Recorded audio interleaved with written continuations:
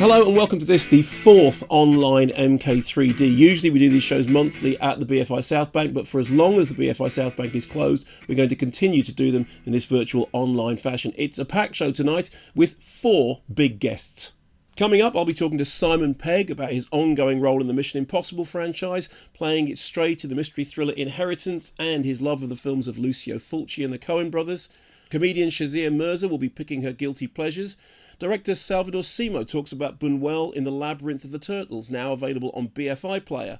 And the legendary Brian Cox, who's currently lending a brooding gravitas to the television series Succession, celebrates a film which never fails to make him laugh.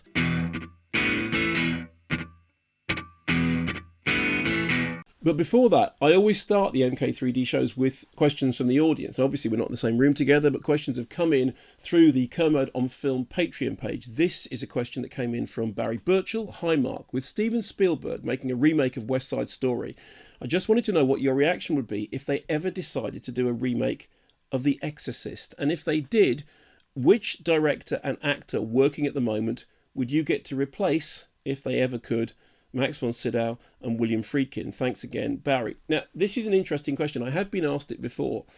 I've always said that in principle I have no problem with there being a remake of The Exorcist. I mean, in fact, there are several versions of The Exorcist. There's the original movie and then the version you've never seen. There was the TV miniseries, which was inspired by The Exorcist. There's an audio book, which is read by William Peter Blatty. And, of course, there was the stage production not so long ago. But on the subject of remakes of The Exorcist, I wouldn't go for another one because I think it would be pretty hard to top this. In fact, I played a clip from this before at the MK3D show at the South Bank some years ago. This is from the unofficial Turkish remake of The Exorcist, Satan. It really is very, very hard to beat.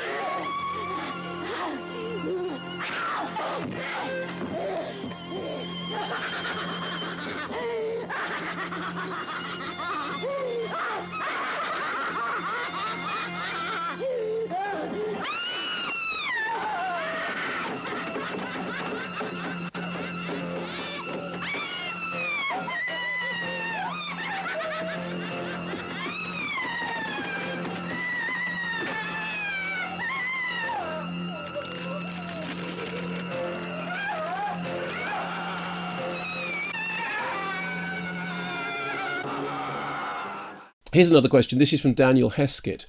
My question is, which film do you think would most benefit from a small screen adaptation? Recently, the BBC and HBO teamed up to make His Dark Materials, which as a child was my favourite book. But let's try not to forget, tempting though it may be, the awful film adaptation starring Daniel Craig and Nicole Kidman, which sank without a trace. Some books just shouldn't be films. Game of Thrones, for example, wouldn't work as a film. There's simply too much there. So whether it's a pacing or a detail issue, which film would you most want a TV version of? That's from Dan Heskett. The only thing that leaps to mind is there is a film called Stanley and Iris, and it's adapted nominally from a novel that I love by Pat Barker. And the novel is about the lives of 7 women in England. And the film is set in America and stars Robert De Niro. And I remember thinking, how did that novel become that film? And I read an interview with one of the filmmakers. They said, well, there was just so much in the novel, we just wanted to pick out one story. Well, why? All the other stories are really great because there's too much for a film. So I would love to see that redone as a TV miniseries. Also, incidentally, Pat Barker wrote a novel called Blow Your House Down, which I love, which is famously unfilmable. The rights have been owned by a few people over the years, and they've all decided that it's impossible to film it. It's one of my favourite books, and I'm kind of glad it's never been a film because I don't think you'd ever be able to film it. Here's a question. Last month, Julia Parker asked a question about Little Women. This month, John Parker asks, my favourite werewolf film is An American Werewolf in London. It contains all the elements of a perfect film: engaging characters, scary bits, funny bits, sad bits, sexy bits, thrilling bits, nail-biting bits, groundbreaking work by makeup artist Rick Baker, a perfect soundtrack, endlessly quotable dialogue, and of course Jenny Agutter. It ticks all the boxes for me. Apart from The Exorcist, is there a film that does the same for you? This may be a strange choice, but I would say that the film that works for me on that level is Ken Russell's Altered States. Now, I know that critics are divided about Altered States. I absolutely love it. It's adapted from Paddy Chayefsky's work, and of course he was in charge of the script, which they weren't allowed to cut or change. And there's so much dialogue in it. I remember talking to Ken Russell. He said the only way we could do it is just to get everybody to talk really, really fast. And it's got brilliant special effects work. It's mad, it's crazy, it's Ken Russell at his most Ken Russell, and it has a brilliantly verbose performance by William Hurt, which I quote endlessly. So I think that would be my choice. Here's a clip. You're a wacko. What's wacko about it, Mason? I'm a man in search of his true self. How archetypically American can you get? Everybody's looking for their true selves. We're all trying to fulfill ourselves, understand ourselves, get in touch with ourselves, face the reality of ourselves, explore ourselves, expand ourselves. Ever since we dispensed with God, we've got nothing but ourselves to explain this meaningless horror of life. You're a wacko. I think that true self, that original self, that first self, is a real, mensurate, quantifiable thing, tangible and incarnate. And I'm going to find the fucker. Finally, this from Daniel Lawson. Would you rather watch a 3-star film by a director you love, so you're a bit disappointed that they've made a film that's only 3 stars, or a 3-star film by a director you hate, so you're a bit surprised that they've made a film as high as 3 stars? It's a good question. Always the latter. The best thing, if you're a film critic, is somebody who you don't have much faith in does something that's actually pretty good.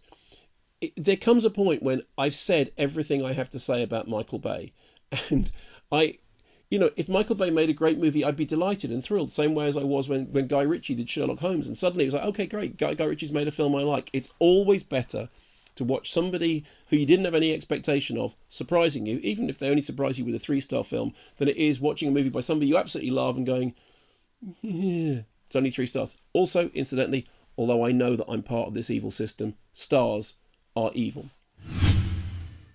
So anyway, thanks very much for those questions. Time now for our first guest. Now, I've been a fan of Simon Pegg since the days of Shaun of the Dead and Hot Fuzz, which is one of the movies that I quote more than any other, interestingly than Altered States. Last month, Lost Transmissions, in which Simon Pegg co-stars with Juno Temple, became available online, and this month has seen the online release of Inheritance. I caught up with Simon Pegg to talk about his own movies and also the movies that mean the most to him. So it's a great pleasure to welcome to the virtual online MK3D the great Simon Pegg. Simon, where are you? You look like you're in space. I wish. No, I'm at my house, in my little place where I go to see movies. I thought that was an appropriate venue to chat to you from. It's where I show my daughter all of the films that she should be watching. And what have you got? Have you got like a proper pull down screen? Have you got large? Yeah, it's got curtains, and it all is automated, and you press a button and it goes dark and the curtains open. It's all the bells and whistles. It's based on the ABC cinema in Gloucester, where I grew up, where I saw all my formative sort of films. When the Phoenix in East Finchley was doing a refurb, they offered to sell me some of the chairs because I had spent my entire childhood in the Phoenix, and it was simply a transportation thing. I couldn't, and it breaks my heart because I could have actually had the chair on the end row on the left-hand arm that I always used to sit on. It was uncomfortable as all hell, but I would love to have had it. Are you missing being in cinemas? Because obviously lockdown is now 3 months. Are you missing that communal experience?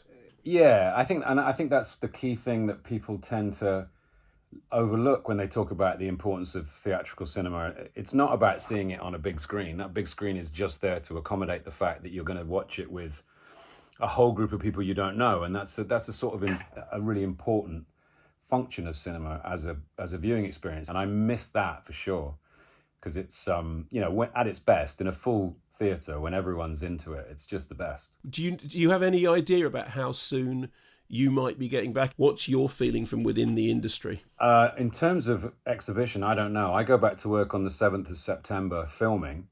So, but I don't know. Until there's a vaccine and until there are a few more assurances out there, I think people are going to be hesitant anyway to go back, even if they're allowed to, Do you know when you go back to filming in September, will it be socially distanced filming or will it be filming as before? Well, it's all exterior stuff. It's all the sort of location. This is for Mission Impossible. So I guess there'll be sort of procedures, but I'm not sure exactly what that is. I read somewhere that Tom Cruise is building a huge COVID village. But I don't know if that's true. I don't think it is. So you've got a couple of films coming our way, which I haven't seen, but I've seen the trailers for. Tell us first about Inheritance, because creepy, scary trailer. Yeah, Inheritance. It's a thriller, almost a two-hander, about a girl who inherits this terrible secret from her father. This guy who's been held captive on their property. I really liked this screenplay because it was very talky. The scenes between my character and Lily Collins' character, Lauren, were felt quite theatrical, and you don't get the chance to do that much in cinema, particularly the stuff I've been doing of late, which is always, shot very incrementally, and I'll say go left, go right, and then the scene ends. But yeah, it was a really fun shoot. We made it in Alabama, of all places, and it was a hoot. It's quite sort of schlocky, and it's fun. It's a fun movie. I'm sorry for your loss, Lauren. Your father left this for you, and you alone. Lauren, we have all made mistakes. This was mine.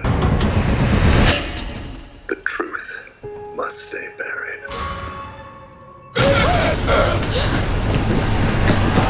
Who are you? My name's Morgan Warner. It's my life after all these years. What do you mean, years? Your dad left me to you. That's quite the inheritance. And you've worked fantastically with Juno Temple, of whom I am a huge fan. Although this says something about our respective ages, that I'm friends with Juno Temple's dad. Oh yeah, of course. But I think she's a fantastic actress. Tell us about that project. Yeah, that's Lost Transmissions, which was a film I shot in Los Angeles in 2018. It's a drama about a schizophrenic music producer who sort of comes off his meds and gets lost in LA, and Juno's character Hannah sort of tries to save him. It's not like a romance between them, it's a friendship. And in that, it really sort of mirrored mine and Juno's relationship in that respect. So it was, I really, really enjoyed it. We asked you to think of two things. I don't know whether you managed to do this, which was a guilty pleasure movie and a movie that you kind of turn to that inspires you. Did you have a chance to think about either of these? Yeah, absolutely. My guilty pleasure isn't Howard the Duck, which is yours. I love Howard the Duck. I'm sorry. I won't hear a word about Howard the Duck, okay? I slightly blanch at guilty pleasure because it does imply that you're ashamed of that, which I'm not, and neither of you of Howard. But those old sort of Italian sub-Romero horrors made by Lucio Fulci in the sort of late 70s, films like Zombie 2 and The Beyond, they're really badly put together, shot in Italian, dubbed badly into English, really quite sort of terrible pacing, but there's something about them which I just quite love. I love their sort of amateurish, the glee, the horrific kind of gore, which looks very, dated now. I do love those films. Were you a Video Nasties watcher because you're younger than me, I think? I'm 50. I just turned 50. Okay, so you are younger than me. Were you old enough to be somebody who went and got Video Nasties from the video store, or were you too young for that? I think it was probably a couple of years older than me. I remember it happening. I remember hearing about Dawn of the Dead, for instance, and Evil Dead. Yeah. These great movies, that were lumped in with these lesser sort of efforts. But my first videos that I rented were things like American Werewolf and The Howling and The Thing. They were and they're not so much Video Nasties. They're classics. But no, I didn't see Driller Killer or Death Trap or any of those. those real classics of the genre. I just remember that was how I discovered Fulci, was because they would always have the most garish covers and the most garish titles, and you knew that 10 minutes into them somebody was going to vomit up their entire intestinal system. And it was just a promise, and I remember just thinking that's what horror films ought to look like, the kind of thing that makes you almost want to run out of the room.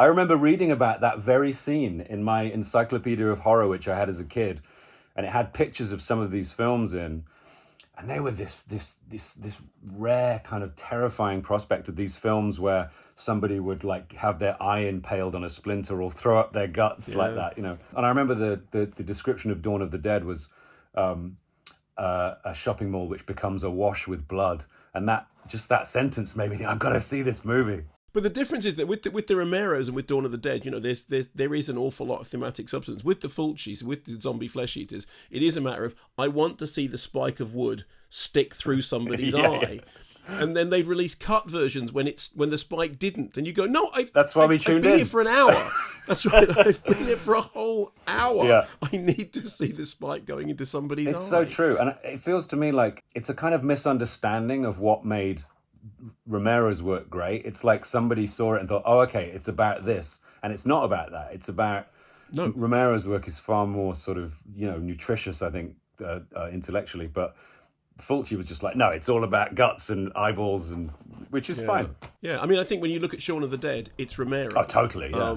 Because it has thematic substance and it has pathos and friendship and meaning, and you know, I don't think I can kill my dad and my best friend, and you know, all that stuff. Yeah. Whereas Fulci would just be, pass me the axe. That's fine. Yeah. No emotional repercussions whatsoever.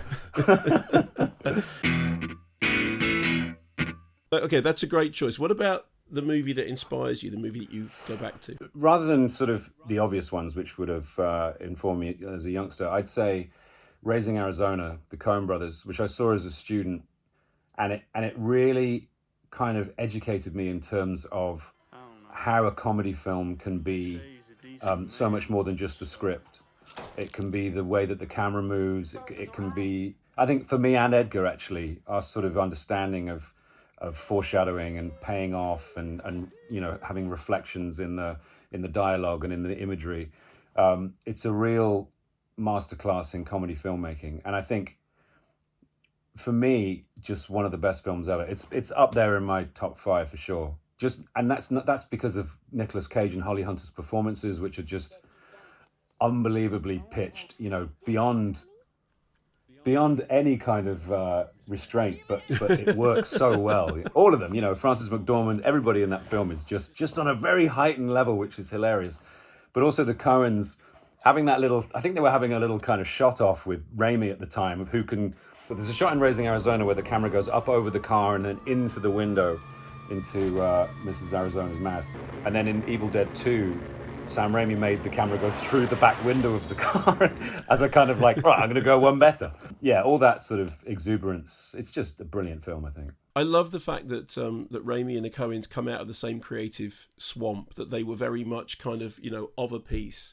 And, you know, Raimi, when he made Evil Dead was banned under the Obscene Publications Act here, and people, you know, it was one of the BBFC examiners, when they first saw it, they said that they felt that they had been physically assaulted by the film. And then Raimi then went on to direct some of the biggest, you know, franchise successes of all time. And then the Coens, meanwhile, go on to be the most celebrated, you know, duo filmmakers of all. So it's kind of like, we were right. Yeah, absolutely. You know, we were all right. We were there first. Totally. And that's like saying being physically assaulted by a film is a bad thing. If you come out of a film that moved, then surely that's really worthwhile, you know, and rather than coming out of a film and going, it was okay. So is Raising Arizona your Coens favourite, or are you just a lover of all the Coens stuff? I do love the Coens. I would say Raising Arizona probably is, just because of the affection I have for it. But you get into things like Lebowski and Blood Simple that have a joy to them for different reasons. They're just brilliant. They have their ups and downs, but the thing is, you think, don't worry, there'll be another one along in a moment. Plus, the ones that you don't like the first time round, quite often I've been told to go back and watch. You know, I didn't like Big Lebowski first time round. I was one of the people that thought, no, but you know, my favourite is still Blood Simple, just because I remember seeing it on a double bill with The Evil Dead and just going, oh my God, this is what the future of cinema looks like. It's raw and brilliant, and you know, they're constantly changing their focus and their approach. It's not like they've set on one thing, which they do. They've never made another Looney Tunes comedy like Raising Arizona, and yet it was the pinnacle of that kind of filmmaking. You know, they could have made a bunch more of those films in that vein, but they just keep mutating and trying new things. And yes, sometimes Some are more successful than others, but you've got to hand it to them for that kind of innovation. Simon, thank you ever so much. I could shoot the breeze with you about movies for the rest of the Yeah, day, me but too. I know you have better things to do with your time. I'm really looking forward to the Mission Impossibles, which I love. I've had such good fun in the cinema with the Mission Impossibles. Yeah. Inheritance looks terrific. The first 2 times that you're in the trailer, I didn't recognise that it was you, which is great. Yes. That's what we want to say. Oh, wow. Yeah, and yeah. I hope. Excellent. I hope we all get to be back in cinemas at some point in the near future. Best of luck to you. Thank you ever so much for sparing the time to come and speak to us. Thanks, Mark. My pleasure. My thanks to Simon Pegg. Lost Transmissions and Inheritance are both available online now.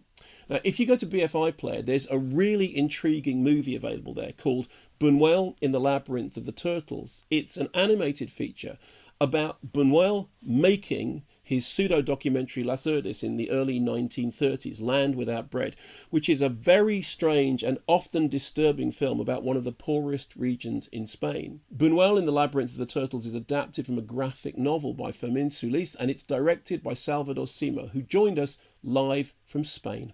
Well, it's a great pleasure to welcome to the show Salvador Simo. Now, Salvador, your film is now on BFI Player. It's an extraordinary movie about Buñuel's creation of an extraordinary movie. Tell us a little bit about the story and the graphic novel upon which the film is based. Well, the graphic novel of Fermín Solís, it talks a little bit about that event that was filming Las Urdes. But as it is a graphic novel, the timing, the way to tell the story, it's different. I mean, it's a different media. So when we got the graphic novel, Eligio and me, what we did is we read the graphic novel and then we close it, we put it down and we say, okay, now we have to start to work. And then we make our own story, I mean, based, of course, on some ideas that were there, but we make our own investigation. So all of that kind of drive us to find out what was really the story. Yeah. Because, I mean, you can tell the story about, okay, Luis Buñuel is going to film Las Urdes, but this movie, it's more about a friendship story. Tú, el rey del surrealismo, haciendo un documental. ¿Por qué no? Si estas navidades nos toca la lotería, te pago el documental ese. Eso sí que sería surrealista. Vous avez un appel d'Espagne. Luis, soy yo, Ramón. ¿Que me ha tocado la lotería? Las Urdes. Unas 8.000 personas en 52 pueblos.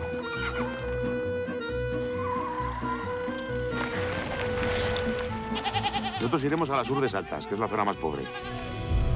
Esto no es una película convencional, Ramón. Esto es la realidad, pura, desnuda. So, of course, it's such a strange project, the idea of Buñuel filming what was technically a documentary, although, as we all know, there's a great difference between Buñuel doing a documentary and anyone else doing a documentary. For people who haven't seen the Buñuel film, can you describe what that film is like? Because there's a famous British director who described it as the most disturbing movie he had ever seen. Well, it's a way. I will say that in that moment, that documentary, it was a slap in the face to the people, to the audience, and I think right now it's a way to see a film. A cineast, a film director, a creator, representing the reality to the audience. And for him, it was, at least here in Spain, it was called a liar, because what he was saying, say, oh, that's not true, he manipulates the reality. But actually what he did is a recreation of the reality. Is what there is a moment in the film that he says, is what I'm doing. I'm doing a recreation of the reality. But he tried to represent that space, that the daily life of all these people in 30 minutes.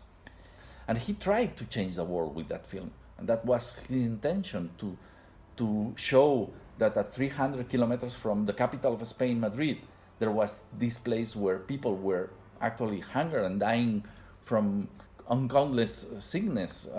So that's what he tried to denounce with that film. Tell me about using the live action clips, because what happens is obviously we see in animation we see the film crew arriving, and then we see little flashes of what they're filming, which are the live action stuff that's been well filmed. Tell me about using that with the animation. Did you ever consider animating it, or had you always planned to use those clips?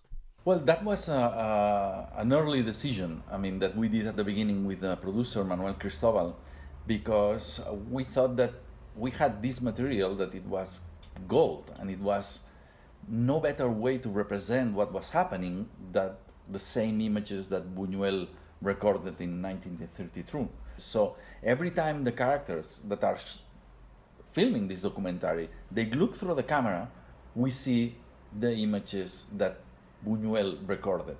And also that it brings the film to the ground. It's almost like, okay, there is no question that that happened. If we had drawn these images, the audience would say, these guys, they just draw this thing and this is a fantasy movie. But we tried to make a movie that it's real, it feels real. Even with all the art, all the technique of animation, everything was trying to be married with the story.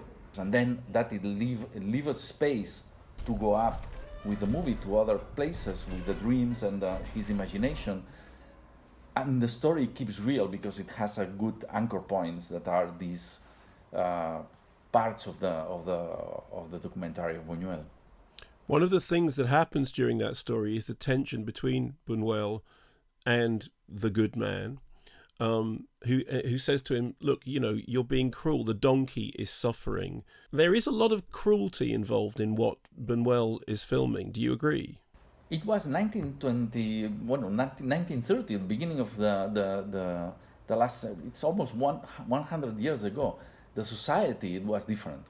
I mean, if you try to talk about animal rights in that time, no one is going to listen to you. And that's why we tried to do it without any kind of sweetener. So this is as it was. So it's cruel, yes, but that's what real. And that was also part of the culture of Buñuel. He thought that for him it was necessary to show this cruelty, because that it was also was making react the audience. When you watch the film with an audience, are you surprised by audience reactions to it? Because I started watching the movie and I know something about Buñuel, and at first it's very light and very funny, and then they start talking about the darkness of the project, and actually it's very interesting that there's this tension between the beauty of the animated images and the darkness of the story that is being told. How do audiences react when you watch the film with them? Well, I mean, it's always surprising, and I think it's the best part for me, it's the best prize always. I mean, when you see the film with the audience and you see them laugh when they have to laugh, but that creates a reaction. Then later on, the audience is like, "Oh, I shouldn't have been laughing." So it's very interesting, no? And then later on, of course, the reaction on the dark events. Well, it's driven to that, so it's more expected, no? Do you think of the film as being political? No, I don't think it's about being political or not. I mean, everyone can take his own conclusions, no? That is the facts. I mean, I don't try to judge why. When Buñuel acted the way he acted because he had some background that was making him react in a peculiar way. And there is sometimes in the film that we hate him, and sometimes we love him. So what it could be the political approach, I try to just be as cold as possible in the way that it doesn't distort what is more important, that is the friendship story. I mean, the reason I ask you is because there's a couple of scenes in the film. We see the audience reacting to L'Âge d'Or and hating it, and we see Buñuel watching the audience watching the film. I just wondered whether, when you're doing those scenes, whether they speak to you personally, the idea of watching the audience watching your film and what they take from it. I mean, the thing is, like, you can see the same thing from two different points, and in that moment, that film, it was done to provoke the audience. I mean, make the audience question things. Don't assume that anything is like they are telling you. And that was, at the end, what all his films they do. I mean, they make the audience think. And then you can have any opinion that you want. But what is important is that you actually think. You don't just, okay, they told me this, so it's like this. No, just question things and then make your own decisions. Salvador, thank you very much. That's a lovely note to end on. Congratulations on the film. It's available now on BFI Player. Thank you very much for joining us. It's a pleasure to have you on the show. Thank you, Mark. It was a pleasure for me. My thanks to Salvador Simo, who joined us from Spain. You can find Buñuel and the Labyrinth of the Turtles on BFI Player. Now, in lockdown, the BFI have been working harder than ever to bring films into your homes. If you're enjoying this show, then please show your support for the BFI by making a donation. You can donate £5 by texting BFI at home to 70085. Text costs £5 plus your standard rate message. Thanks so much for your support. It means an awful lot to us and everybody at the BFI.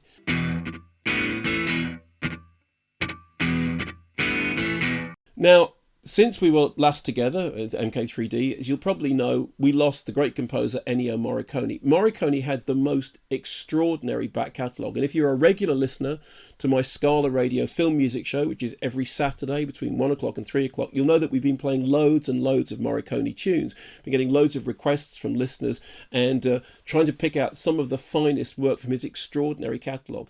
And it's very difficult because there are so many movies. I mean, The Good, the Bad and the Ugly we played. We played music from Cinema Paradiso. We played music from The Mission. We even played music from Exorcist II, The Heretic.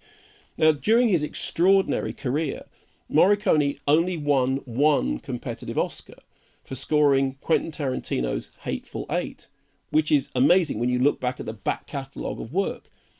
I wanted to play a clip from Hateful Eight for two reasons. Firstly, because Morricone's music is always worth a listen. But secondly, because this particular clip actually uses a cue from Exorcist II, The Heretic. Quentin Tarantino has this kind of habit of taking music from one movie and putting it in another one. But in the case of The Hateful Eight, there is one sequence in which a main theme from Exorcist II, The Heretic turns up in The Hateful Eight. And what's fascinating about it is the fact that much as I think The Heretic is a terrible film, in fact, I think it's the worst film ever made, I absolutely love the score. You know, there was a quote by Edgar Wright who said that what Morricone could do was to take something that was a good movie and turn it into a great movie. In the case of Exorcist II, he took something that was a terrible movie and yet still managed to create something so brilliant out of it that it could be used again by Tarantino in The Hateful Eight. Here's a clip.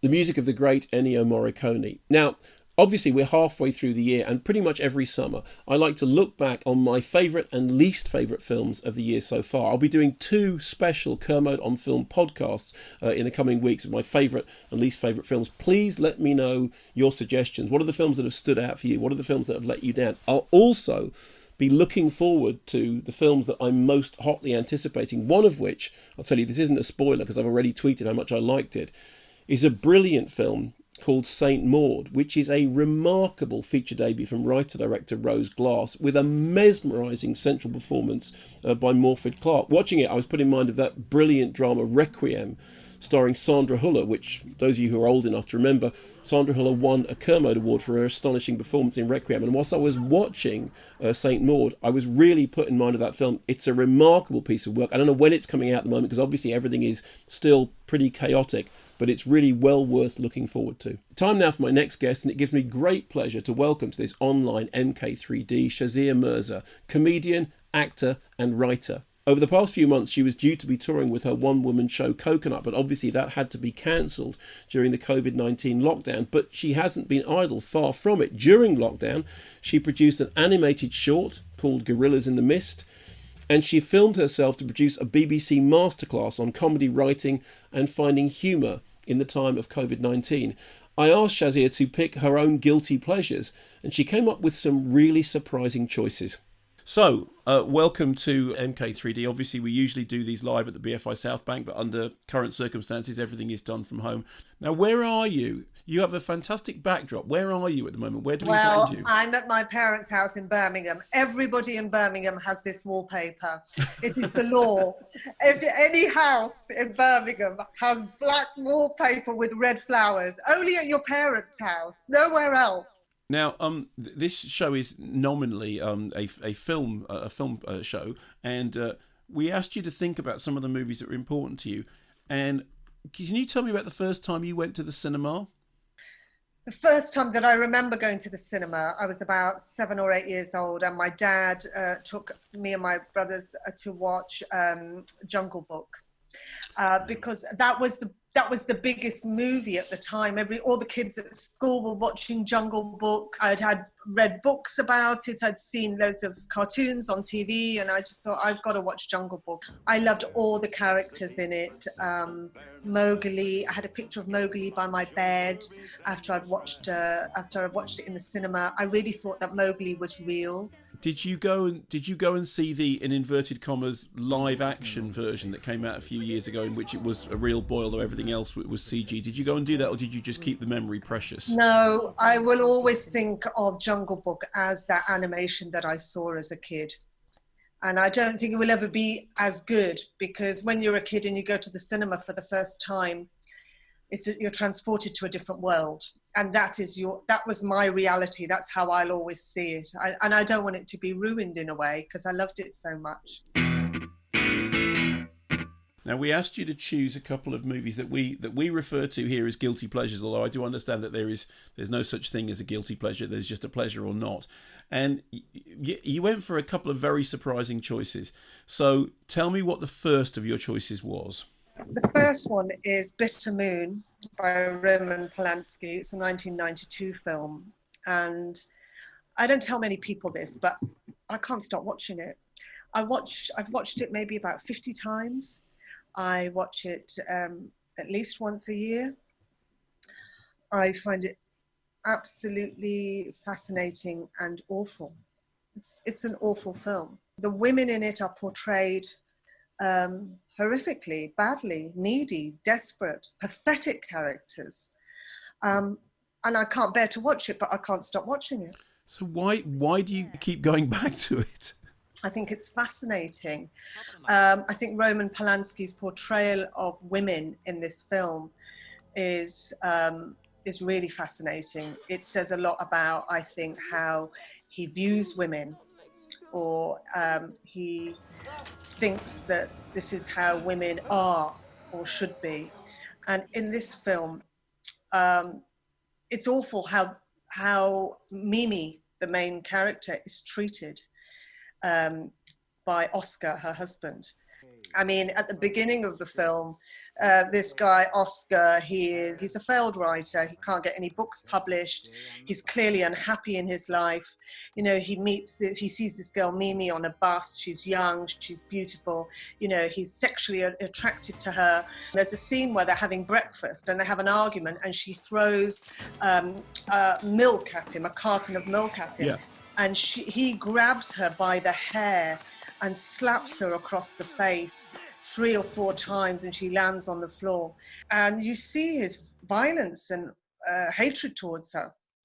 And this continues throughout the film. There's many scenes where he abuses her badly. There's another scene where he takes her to a party and he flirts with other women and humiliates her, laughs at her haircut, laughs at the way she looks, totally just takes the piss out of her. And I'll come back to the same question. I mean, I said at the beginning of this, there's no such thing as a guilty pleasure, but I think actually you've changed my my definition of that.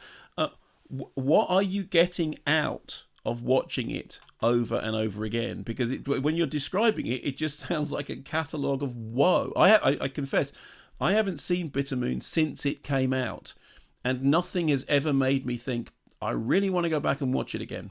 You know, I think a lot of people would say, especially now these days, you know, since the Me Too and, you know, the kind of progression of modern feminism, a lot of women and a lot of men would say, we don't need to see this kind of thing, or this is not nice to watch, or this is misogynistic and this is anti-women. And it's all of those things, which is why I think we should see it. Roman Polanski's depiction of women is horrible, but I think his misogyny is the greatest part of him. It's the greatest part of all his films. The way he views women, it's dark, and it's kind of rock bottom. It's nasty, it's mocking, it's dark. But there are men that view women like that. There are men that treat women like that. And I would rather see it than not see it. I would rather watch a film where a man is punching a woman in the face rather than a scene which alludes to a woman being beaten, or a woman walks out the bedroom with bruises on her face. No, I want to see what that man does to that woman, because that will affect me. And I want a film to affect me. Now, your other choice is equally upbeat and light-hearted. What was your second choice? It's Raging Bull. A laugh riot. The violence in this film is also the greatest part of this film. But it inspires me in my comedy. This is not a funny film. Neither of these are funny films. But this film inspires me in my comedy because Scorsese takes things to the edge.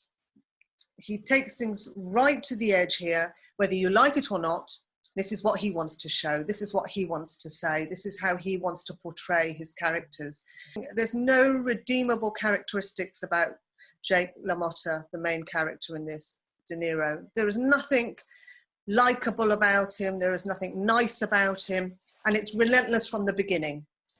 In one of the first scenes in the film, you see him grabbing the back of the neck of his first wife and pushing her into a room over a fight about a piece of steak. You know this is going to be unreasonable right from the beginning. And this carries on throughout the film. He punches his second wife in the face repeatedly. We see this a lot of times. And there's something really sad about this man, something really tragic about this main character. There's a famous story that when De Niro was trying to get the project off the ground and trying to get Scorsese to direct it, that they had taken it to they'd taken this version of the script to a producer, and the producer said, "Why would you want to make this film? It's about a cockroach." So what is it about the film that that transcends that? I mean, you've talked about, you know, the violence and the honesty of it. What is it about the film that transcends that? I don't think this film is mindless violence. I think it's very complex brutality in this film. But it's not about that. I think it's about the person that he is, you know, sexually insecure, paranoid, totally unconfident about his body, his weight, and very complex, because as a comedian, I'm watching this and there is nothing likable about this man at all. It's a very sad character. And then later on in the film, towards the end, he tries to be a stand-up comedian. And after all you've seen this man do, he tries to be a stand-up comedian. And I was watching it thinking, a man that is this dark can never be a comedian. I mean, comedians are many things, you know, they can be alcoholics, drug addicts, narcissists, liars, but inherently they are not bad people because they are in the business of making people laugh. And when he tries to get on stage and be a comedian, I thought, no, this is not how it goes. Listen, thank you so much for coming on the show. I hope that when we have when we're allowed back into the real world, we can invite you back to come on in person rather than virtually. And when you do come, I'd like you to bring some of that wallpaper with you, because it's going to live with me for a long time. It's going to live with me as well. Thank you very much. Lovely having you on the show. Thank you. Thanks. Bye. My thanks to Shazia Mirza for joining us on this online MK3D. Now, if you're a regular, you'll know that I'm a huge fan of Brian Cox. For my money, Brian Cox is not simply the best, but the only Hannibal Lecter. He was recently really impressive in the TV series Good Omens, which, and stop me if you've heard this one before, I played harmonica on the soundtrack of Good Omens. Thank you for bringing it up. Right now, you can see him as the fearsome patriarch in the TV series Succession, so I was thrilled when he agreed to join us here on MK3D from America. So, Brian, welcome to the show. Lovely to have you on this, albeit virtually. Tell me where you are, because at the moment your backdrop looks like you're either in space or in the Highlands. No, I'm not in the Highlands. I'm in upstate New York. This is my backdrop. I don't know why. I'm sure I could switch it off, but I haven't got my glasses, so I can't see. But it actually looks quite nice. It does. It's very picturesque. And how are you managing? How's lockdown? It's okay. I mean, it's very good. It's lovely to watch the seasons. I mean, I'm surrounded by forests, so when I came here, there was not a leaf on a tree, and it's actually a glorious day today. It's absolutely glorious. I've been doing poetry. I did a virtual film, and we had 3 wonderful female directors, and it had Claes Bang in it. It was called the Agrophobics Detective Society, and it was about a bunch of agrophobics who, are agrophobic, so they don't go out. So it's perfect. So what is your guilty pleasure choice, Brian? My guilty pleasure choice is The Court Jester by Melvin Frank and Norman Panama, who are great directors, wonderful comic directors. And it's a sensational script, very funny.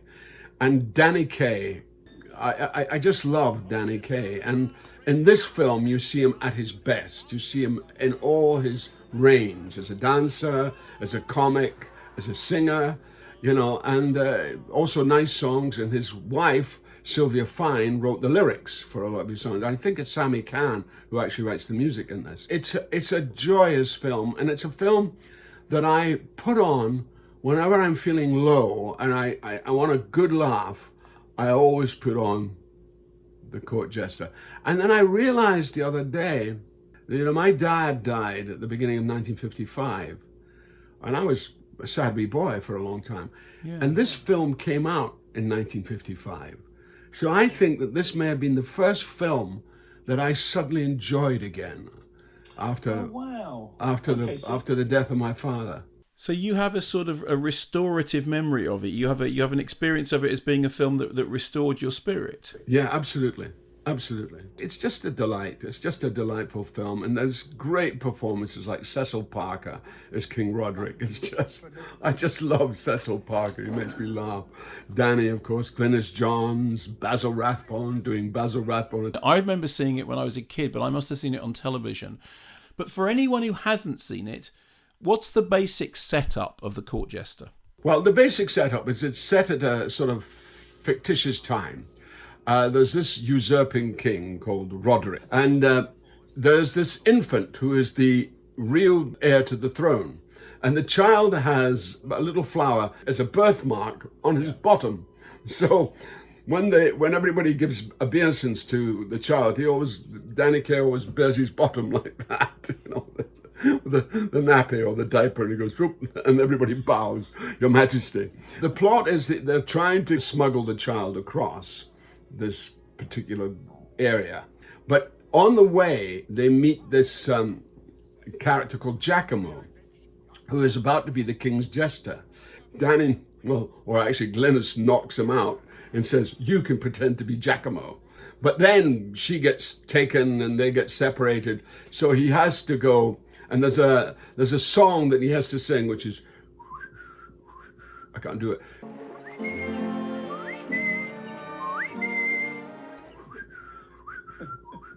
My whistle's gone.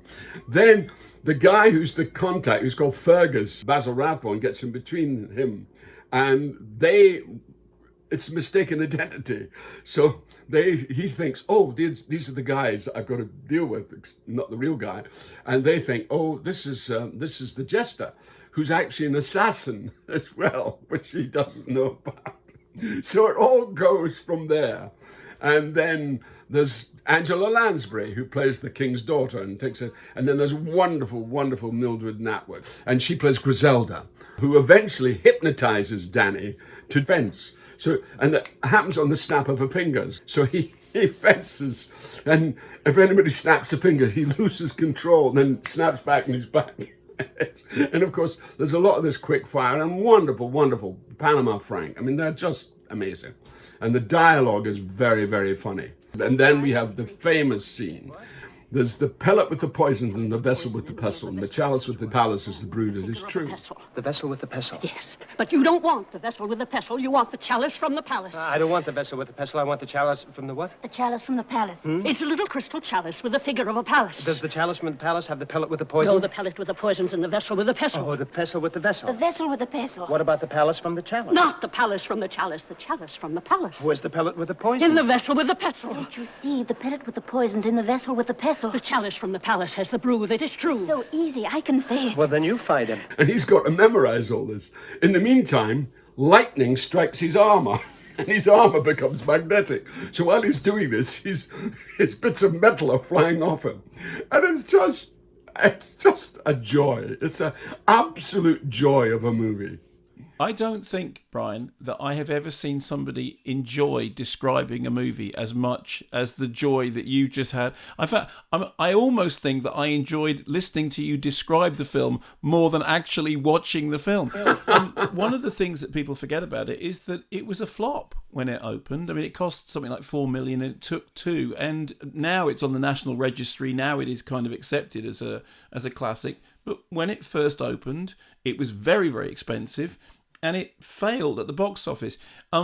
Is part of the charm of the film, and you talk about it as a guilty pleasure, is part of the charm the fact that it wasn't a hit, but then people found it for themselves. I mean, I love your story about it having a very personal meaning for you. I mean, I didn't know. I mean, I would have been, my dad died when I was 8, but he died in the March, and probably came out in the summer, so I would have been 9. And I just, to me, it was just a joyous experience, So I didn't even know this is the first time I've heard that it didn't make any money, But I think it's a classic. I really do think it's a classic. From my point of view, I think the thing that's most remarkable about it is what I love about Danny Kaye is I'm a big fan of physical acting and song and dance and slapstick, which I think gets very much looked down upon now, particularly critically.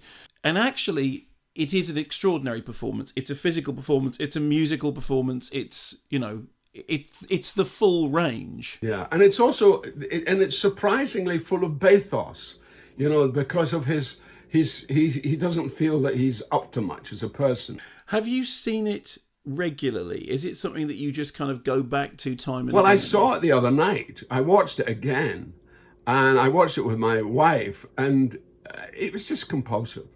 You start and you go, this is a silly film. And once you accept its silliness, it's a delight. I must say, I was shocked to hear about the Duchess. What did the Duke do? The Duke do? Yes. And what about the Doge? Oh, the Doge. Yeah. What did the Doge do? Oh, it's very simple, sire. When the Doge did his duty and the Duke didn't, that's when the Duchess did the dirt to the Duke with the Doge. Who did what to what? Oh, they all did, sire. There they were in the dark. The Duke with his dagger, the Doge with his dart, and the Duchess with her dirk. Duchess with her dirk? Yes. The Duchess dug at the Duke just when the Duke dove at the Doge. Now, the Duke ducked, the Doge dodged, and the Duchess didn't. Curious. It's nonsense, but it's brilliantly done, and they play it to the hilt. They don't apologize for it. They just do it. But that stuff is, I mean, that's pure Marx Brothers to me. That's absolute, quick fire, gibberish in a way which is really, really hard to do. Let me ask you one last thing. This is slightly off topic, but you're there, you're in upstate New York, and you're a well-traveled person, Brian, and you're somebody whose political opinions have often been very vociferous. I wonder if you if you would like to offer a comment on how the American presidency is currently handling everything. I mean, he's a kind of, it's pathetic. I mean, the man is pathetic. I mean, he's lying. He's, I don't know how anybody can believe him anymore. And he's clearly lost the plot. I mean, just the way he's behaving, and he lives a kind of in a fantasy world. And of course, he's such a liar. And I'm kind of, I feel a little bit because he's half Scots. His mother came from the Western Isles, and of course there's very little said about his mother, and there's a lot said about Fred Trump, who sounds like a real piece of work. I mean, I think he really has lost the plot, and it's ridiculous to see on a daily basis. And of course the media, the Jimmy Kimmels, the Stephen Colbert's, bless him, Bill Maher, all those guys, they just go, this guy's an idiot. What are we doing? Why are we listening to him? There was a lovely interview some years ago with the great Scottish filmmaker Bill Forsyth, who said that if he ever wrote a character as two-dimensional as Trump, nobody would believe him. He said the problem is, it's like if you write a villain, they have to have something about them that's redeeming. But he said, you look at Trump, it's like a pantomime version of a villain. There isn't anything else there other than malice and lying. Yeah, and it would be a lousy part to play. So if it's not a role that you would take on? No, I would say it's not good enough. It's two-dimensional. So Brian, when it's possible to get back to work, what are you doing next? I'm supposed to be doing the third season of Succession. Yeah, which is going fantastically well, incredibly successful. Yeah, incredibly well, And, it's all written. They are ready for us to go back. But when is a big question. And you've got the Ian Rankin adaptation coming up. When's that going to happen? I did that. That's done. That's delivered. It's all finished.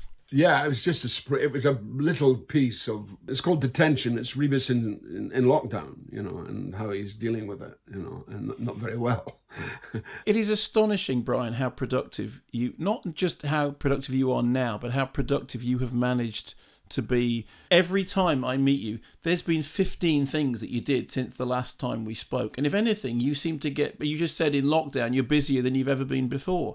I really love my job, Mark, and I feel very blessed. And I feel that, after next year in 2021, touch wood, if I'm still here, I will have been in the business for 60 years, since I was 15. I am going to take this opportunity to invite you next year, when all this is behind us, and hopefully you have another president in America, and whoever knows what's happening here, to come to the NFT, to the BFI South Bank, and we will do a celebration of 60 years of Brian Cox's theatrical and cinematic career. And I would like to invite you to do that now, because I think it's going to be great. All right, that's great, Mark. Thank you so much. All right, God bless. Stay well. Love to everybody, and thanks for giving us your time. Okay, take care. Take care. Bye. Thanks so much to the great Brian Cox. And that brings us to the end of yet another MK3D online show. Thanks so much for watching. Thanks to the BFI for continuing to support the show. And you can continue to support the BFI by making a donation. You can donate £5 by texting BFI at home to 70085. Texts cost £5 plus one standard rate message. Now, we always like to end these MK3D shows with a musical moment, and I talked earlier on about the extraordinary career of Ennio Morricone. I'm going to leave you with this, one of the most memorable and beautiful scenes from The Mission, and this is one of the pieces of music that, on my Scala Radio Film Music show, is perhaps one of the most requested pieces. Thanks for watching, stay safe. I'll leave you with this, from The Mission and the music of Ennio Morricone.